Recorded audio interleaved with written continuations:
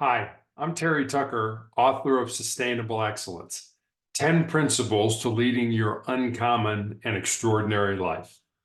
Welcome to another edition of Sustainable Excellence Extras. Today, I'd like to tell you a story about an individual who epitomizes a person who knows when to leave and when to stay. The metamorphosis of Sherry Lansing from math teacher to movie magnate is an example of the value of good timing and paying attention to intuition. I've always known when to leave a job and when to stay, she said. Lansing's inherent faculty for being in the right place at the right time beats most Hollywood scripts. An attractive Northwestern University graduate goes to Los Angeles to teach high school math in Watts, a Black neighborhood still seething from the 1965 riots. 3 years later, she becomes a model and then an actress.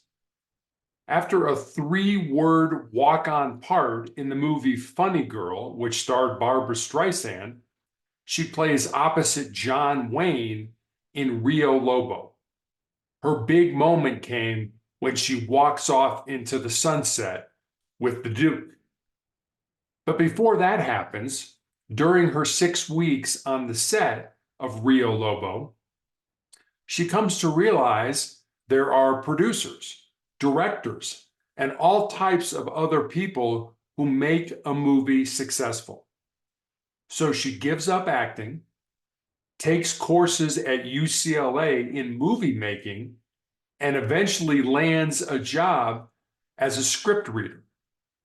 After 6 years, she gets to be senior vice president of production at Columbia Pictures, taking control of 2 big money-making movies, The China Syndrome and Kramer versus Kramer, which were both released in 1979. Still, she has doubts that she will ever see a woman president of a movie company. Within a year, 20th Century Fox does pick a 35-year-old woman president. It's Sherry Lansing, of course. Fade out, end of movie. Although Lansing is no longer in the movie business, she attributes her rise to timing, intuition, and luck. At first, she only wanted to be an actress. Surprisingly, she found she didn't enjoy it. I wasn't comfortable playing anybody else, she admits. I couldn't pretend. She believes that this inability to disguise her gut feelings is what has made her so decisive about changing occupations. These same gut feelings, she says, tell me which scripts will make the best movies. 3 years after taking the reins of 20th Century, Marvin Davis, the Denver oil wildcatter, bought the company and tried to persuade her to stay. But again, Lansing, following her intuition, left her $300,000 a year post in 1983. Good timing means knowing when to step down as well as to step up, she said. Eventually, she formed the Jaffe Lansing production company at Paramount Pictures with Stanley Jaffe.